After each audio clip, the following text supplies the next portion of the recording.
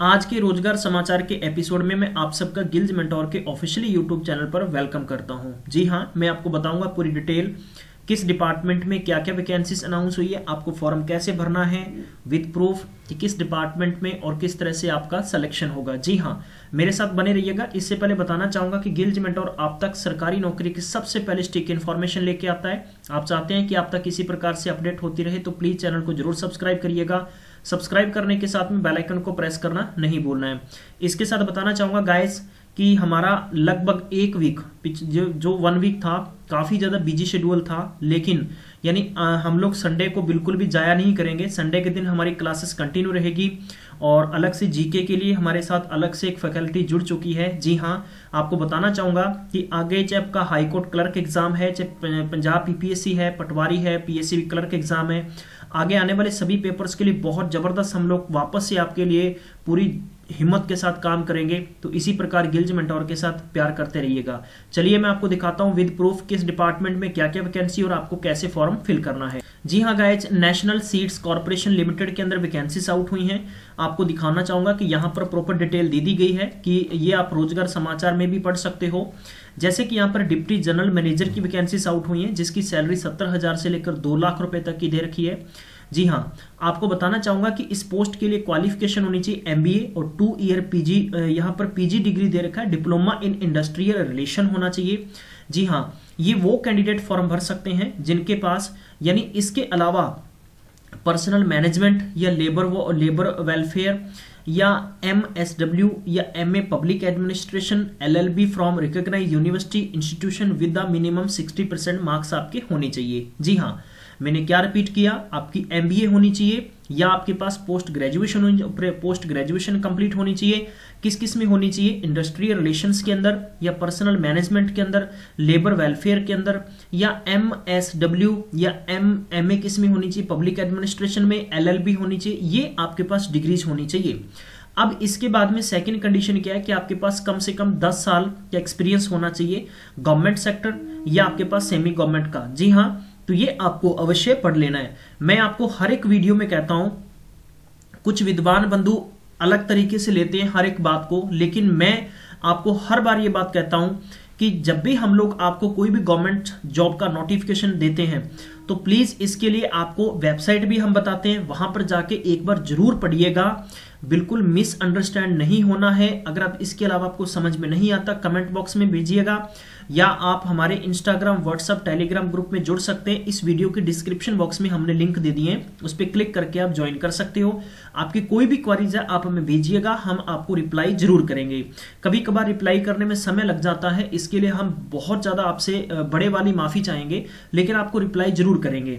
चलिए, इसके बाद में पोस्ट नंबर 2 है, वो असिस्टेंट लीगल की है। ठीक है, जीडी की यहाँ पर दे रखी है 22,000 से लेकर आपकी सैलरी होगी 77,000। जी हाँ, इसमें आपकी उम्र दे रखी है वो 30 साल से ज्यादा आपकी एज नहीं होनी चाहिए और ऊपर जो डिप्टी जनरल की थी उसमें 50 साल से उम्र आपकी ज्यादा नहीं होनी चाहिए। यहाँ पर असिस्टेंट लीगल ग्रेड 1 ऑफिसर के लिए वैकेंसीज हैं, उसके लिए आपके पास in professional degree in law में होनी चाहिए। जी हाँ, 1 ईयर एक्सपीरियंस होना चाहिए किसी भी यानी आप रेपुटेटेड ऑर्गेनाइजेशंस या आपके पास एज ए एडवोकेट के तौर पर आपके पास एक्सपीरियंस होना चाहिए। इसके अलावा आपको कंप्यूटर के एमएस ऑफिस का नॉलेज होना चाहिए, ये आपके लिए मैंडेटरी है और आप समय रहते हुए इसकी डिटेल को पढ़ने के बाद में ही फॉर्म फिल करेंगे। नंबर सी में मैनेजमेंट ट्रेनिंग के लिए दे रखी वैकेंसीज, यहाँ पर आपको दिया गया है कि DA during the training period यानी 43,520 रुपए पर मंथ के हिसाब से होगा। 27 साल से आपकी ज्यादा एज नहीं होनी चाहिए।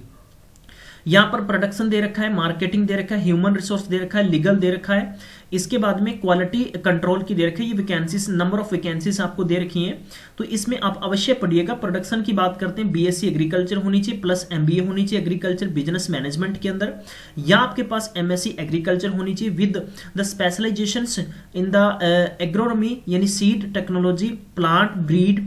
ठीक है, ये आपके रिगार्डिंग बहुत इंपॉर्टेंट न्यूज है। अगर आप यहाँ पर क्वालिफिकेशन आपकी है तो वही भर पाएंगे। मैं आपको रिपीट कर दूं, बीए, बीकॉम, बीसीए वाले कैंडिडेट फॉर्म नहीं भर पाएंगे। ठीक है, इसके बाद में मार्केटिंग की 5 वैकेंसीज हैं, बीएससी एग्रीकल्चर। इसके साथ में या तो आपके पास MBA marketing agriculture business management में होनी चाहिए फुल टाइम, या 2 साल का आपके पास क्या होनी चाहिए, पीजी डिग्री होनी चाहिए, diploma marketing agriculture business management, या आपके पास एमएससी किस में होनी चाहिए, एग्रीकल्चर में, और आपके पास ये यूनिवर्सिटी से कंप्लीट होनी चाहिए विद द 60% मार्क्स। जी हाँ, और आपके पास कंप्यूटर का एमएस ऑफिस का नॉलेज होना भी कंपलसरी है। इसके बाद में ह्यूमन रिसोर्स के बारे में दे रखा है, लीगल के बारे में दे रखा है, आप जरूर पढ़िएगा। नंबर डी पर आता है सीनियर ट्रेनिंग। जी हाँ, इसमें दे रखा है कि consolidated the stipend including the DA during the training period, यानी आपको 23,936 रुपए मिलेंगे। आपकी उम्र मिनिमम यानी आपकी 27 साल से उम्र ज्यादा नहीं होनी चाहिए। ठीक है, एग्रीकल्चर की 49 वैकेंसी, ह्यूमन रिसोर्स की 5 है, जिसमें दे रखा है कि आपको पढ़ लीजिएगा। क्वालिटी कंट्रोल की 19 वैकेंसी है, यहां पर आपके लिए मैंडेटरी जो क्वालिफिकेशन रखी गई है वो अवश्य पढ़िएगा। इसके बाद में डिप्लोमा ट्रेनिंग के लिए 2 वैकेंसी यहां पर दे रखी हैं। जी हाँ, और इसके बाद में आपके लिए आगे एग्रीकल्चर मार्केटिंग, एग्रीकल्चर स्टोर, फिर टेक्नीशियन, ठीक है, डीजल की बात हो गई, फिर इसके बाद में स्टोर इंजीनियरिंग की बात हो गई, फिर स्टेनोग्राफर हो गया, क्वालिटी कंट्रोल हो गया, फिर डाटा एंट्री ऑपरेटर हो गया, 3 वैकेंसीज। जी हाँ, आप इसको अवश्य पढ़िएगा। नंबर जी के अंदर ट्रेनिंग मैट के लिए यहाँ पर वैकेंसीज दे रखी है, ट्रेनिंग मैट यानी एग्रीकल्चर के लिए 18 वैकेंसीज दे रखी हैं। आपके पास यहाँ पर दे रखा है कि intermediate in agriculture senior secondary 12वीं, या आपके पास साइंस या बायोलॉजी के अंदर आपने 12वीं कंप्लीट होनी चाहिए, द साउंड ऑफ। ठीक है, तो यहाँ पर फिजिक्स के बारे में पूछ रखा है आपसे। जी हाँ, तो जो भी कैंडिडेट इस क्वालिफिकेशन के अकॉर्डिंग आपकी डिग्री मान्य रखता है तो वही कैंडिडेट फॉर्म भरेंगे, लेकिन फॉर्म भरने से पहले आप इसको जरूर पढ़िएगा। ठीक है गाइस, चलिए, तो ये गाइस आपने फॉर्म कैसे भरना है मैं आपको डिटेल यहाँ पर दे देता हूँ।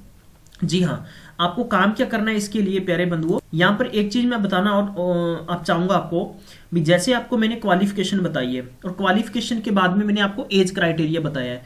As per government rule SC ST चाहे वो ओबीसी है, PWD है, एक्स सर्विसमैन है, उन कैंडिडेट्स को गवर्नमेंट रूल के मुताबिक जैसे आपको एज का छूट मिलता है वैसे ही कंटिन्यू आपको छूट मिलेगी। आपको फॉर्म भरना है www. ये जो नीचे दिख रहे हैं मैं इसको गहरा कर दे रहा हूं, यानी indiaseeds.gov.com पे आपको जाना होगा, यहां अपना फॉर्म भर सकते हैं।